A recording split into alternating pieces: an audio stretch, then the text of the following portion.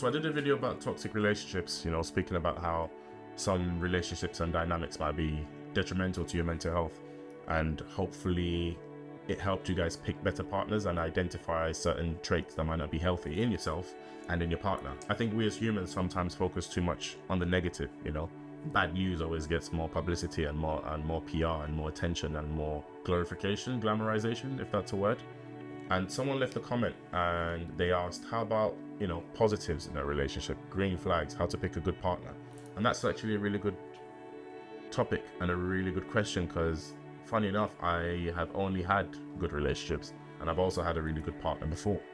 So what are the signs you need to look out for when you want to find a good partner, or to see if your partner is actually really good? And when I say really good, is a good person. Firstly, they have to be a good person.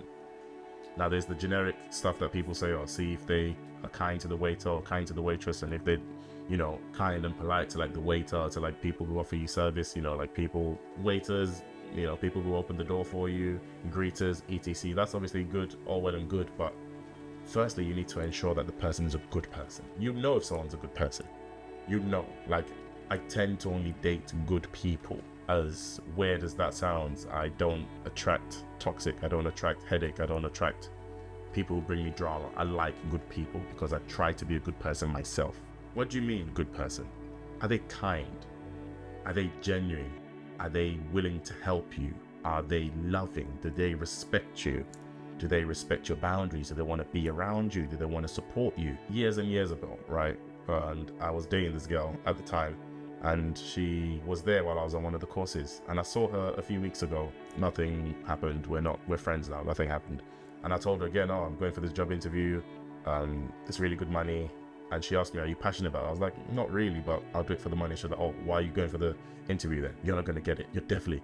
Back in the day, when I was doing this course on how to get out of my own way and to create these videos, this is 3 years ago, by the way. I wanted to do these videos for like 3-4 years. I paid £500 to a course to help me with my mental block, and it didn't do it. But anyway, she laughed at me then.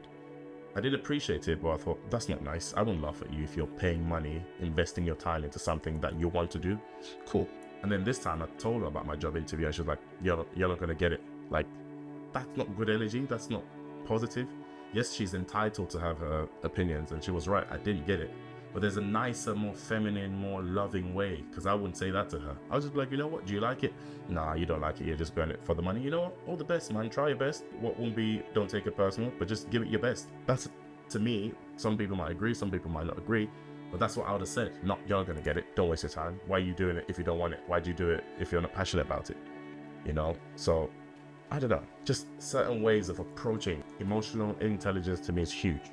You need to be selfless. You need to put yourself in my shoes sometimes. You need to think for yourself, but also think for me. You need to care. It needs to be genuine.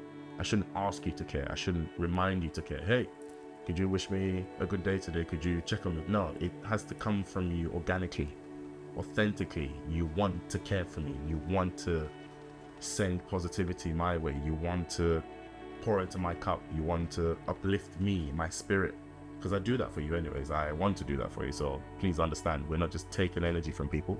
We're not just taking compliments and taking gifts and taking whatever. We're giving also, right? Because this guy asked, what are the signs? If someone genuinely cares, obviously it takes time. I don't think anyone could genuinely care for you in the first couple of months. Well, maybe, but I think these things take time for you to see the full spectrum, for you to see the whole side of this person, right? Take your time, number one. Always take your time and just be yourself and be organic. And in time, you see the person's true colors. So number one, genuine care. Do they genuinely care for you? And you will see this. You don't have to ask, oh, have you eaten? How's work? How's your mind? How's your family? What's stressing you at the moment? Anything I could do to help. When a girl says that, anything I could do to help. To me, it's not the fact that I'm going to tell her, yeah, cool, do this for me. It's just like, you are willing. You want to help. And I don't want the help, but I really appreciate it. I really, really appreciate that. Because I'm a giver. I'm a giver naturally. I want to help you. I want to pour into your cup. I want to assist you. And when I'm low, now you want to help me. See, that's, to me, there's no nicer feeling than a girl who's like, what can I do to help? How could I cheer you up? She wants to cheer you up. She wants you happy. She wants you positive. Stop it. You know, like just that niceness, that softness. Number two, respect. So for us men, especially African men, respect is huge. And when I say respect, she You might be in the wrong. You might have stepped out of line, but she's not going to disrespect you. She'll still hold you accountable. She'll still tell you exactly how it is, but she's not going to disrespect you.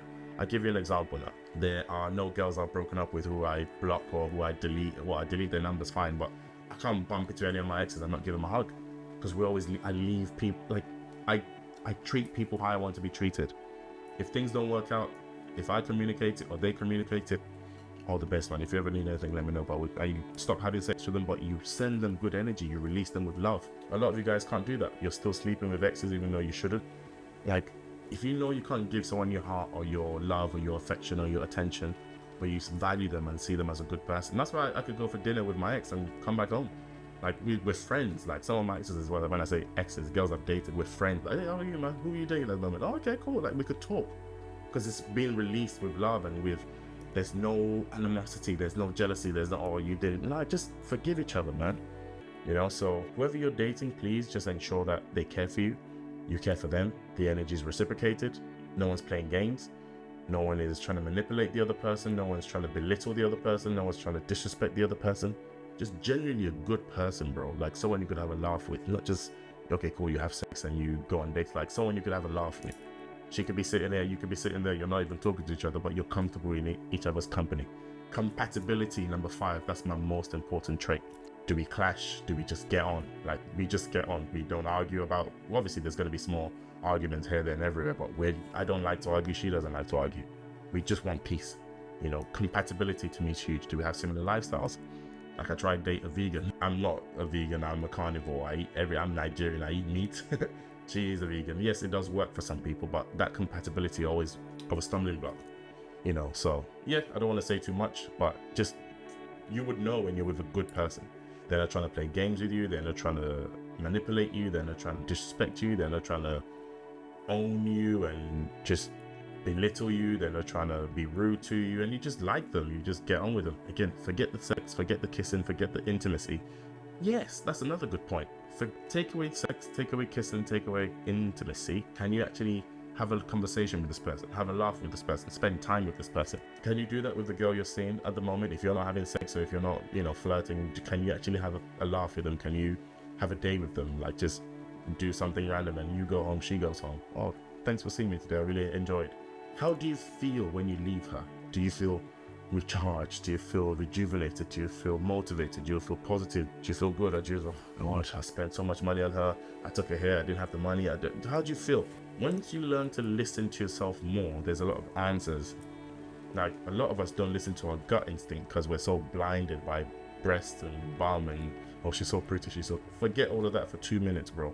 How do you actually feel about the girl? How do you feel when you're with her, when you're not with her? Are you worried? Are you anxious? Is she texting someone else? Is she other guys messaging her on Instagram? Is she receiving male validation? Once you're in that nervous, anxious state, why are you nervous? Why? I don't believe in close marking a girl. If I'm with you, go out on a night out, go on a holiday, do whatever you want. I trust you.